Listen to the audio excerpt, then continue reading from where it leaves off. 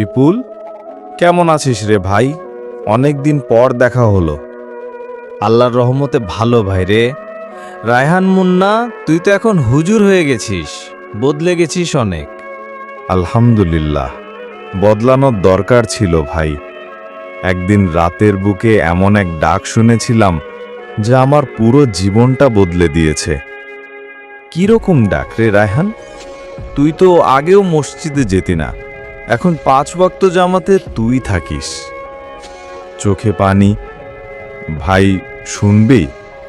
শোন তাহলে। এটা শুধু আমার না, আমাদের গ্রামের সবচেয়ে হাসি খুশি ছেলেটারও গল্প, যার জীবনটা বদলে গেল চিরতরে এক ভুলের কারণে। বল ভাই বল, তোকে এভাবে কখনো দেখিনি।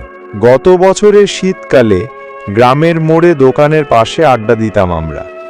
ওখানে ছিল আব্দুর রহমান সৈকত, আব্দুল্লাহ, আল মামুন, বিপুল আকন্দ, শহীদ মামু, আবু সাইদ, শিমুল, লিমন, ইসমাইল, শাকিল, সাব্বির রহমান, সেনাবাহিনী আলামিন, মামুন, আরও অনেকেই।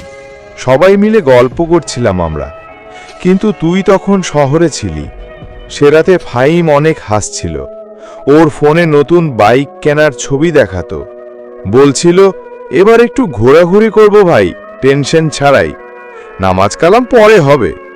আমি হালকা করে বললাম, ফাহিম, জানিস তো মৃত্যুর পরে আর নামাজ রোজা কিছুই হবে না। সে হেসে বলল, মরার পরে তো আমিই থাকবো না রায়হান বন্ধু। ভাই, সেই হাসিটাই ছিল ওর শেষ হাসি। কি বলিস রে? কি হয়েছিল ওর? সেই রাতেই বাইক নিয়ে বের হয়েছিল, কুয়াশা ছিল বেশি, ফিরছিল রাত 11টার দিকে। বাঁশবাগানের মোড়ে ওর বাইক স্লিপ করে একটা ট্রাকের নিচে চলে যায়। ভাই, ওর শরীরের অর্ধেকটা কেটে গেছিল। আমি যখন হাসপাতালে গেলাম তখন শেষ নিঃশ্বাস নিচ্ছিল। বন্ধু রায়হান, ফাহিম, সে তো নামাজ পড়তো না, রোজাও রাখতো না। হ্যাঁ বিপুল, আর ভাবতে হয় ও মৃত্যুর সময় কেবলামুখ করে শুয়েছিল না। কারো মনে হয়নি ওকে শেষবারের মতো কালেমা শেখাতে হবে। আমি ওর কানের কাছে গিয়ে বললাম, লা ইলাহা ইল্লাল্লাহ। কিন্তু ভাই, ও শুধু ফেল ফেল করে তাকিয়েছিল, একটা কথাও মুখে আনতে পারেনি। শেষবারের মতো মুখ নেড়ে ফিসফিস করে বলল, ভাই, আমাকে একটু সময় দে প্লিজ। আর সেই কথাটাই ওর শেষ কথা ছিল। হায় আল্লাহ, ওর কালেমা পড়ারও সময় হয়নি। না ভাই, সেই রাতের পর আমি আর ঘুমাতে পারিনি। ভেবেছিলাম, আজ যদি আমিও থাকতাম সেই অবস্থায়। আমারও তো অনেক দোয়া জানা নেই, আমল কম, নামাজেও কখনো কখনো অলসতা করেছি। তখনই আল্লাহর কাছে কেঁদে কেঁদে বললাম, হে আমার রব, আমাকে গাফেলদের দল থেকে বের করে আন, আমায় সোজা পথে রাখ।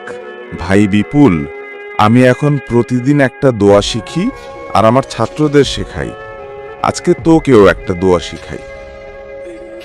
আল্লাহুম্মা জাআল আখিরা কালামিনা ফিদ দুনিয়া লা ইলাহা ইল্লাল্লাহ।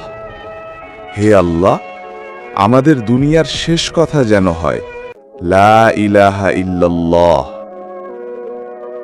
বন্ধু রায়হান, আমি এখন বুঝতেছি আমার জীবনটা ভুলে ভরে গেছে। দুনিয়ার পেছনে ছুটতে ছুটতে জানি না আমি কোথায় যাচ্ছি। তুই আমায় শেখাবি রে ভাত, তুই আমায় সেই পথে নিয়ে যাবি। ভাই বিপুল, দিনের পথ আল্লাহর পথ। আমরা সবাই যেন যেতে পারি। চল একসাথে তাওবা করি, নামাজে ফিরে আসি। তোর জন্যই হয়তো আল্লাহ এখন আমাকে এখানে বসিয়েছেন। ভাই রায়হান, আমি আজ থেকে নামাজ শুরু করব। আমার কাছে সময় নেই, জানি না মৃত্যু কখন আসবে। সেই দিনের পর মোহাম্মদ বিপুল মিয়া আর মসজিদ মিস করে না। সে প্রতিদিন ফজরের আজানের আগে ওঠে। প্রথম কয়েকদিন শুধু কাঁদত, এখন সে শুধু বলে, আল্লাহ আমায় হেদায়েত দাও, আমায় ক্ষমা করো। গ্রামের সবাই অবাক, বলে এটা সেই বিপুল। আর মোহাম্মদ রায়হান মুন্না, সে এখন শুধু বলে, হে রব, আমি গাছ না লাগালে কে জানতো এই ছায়ায় আরেকটা হৃদয় শীতল হবে।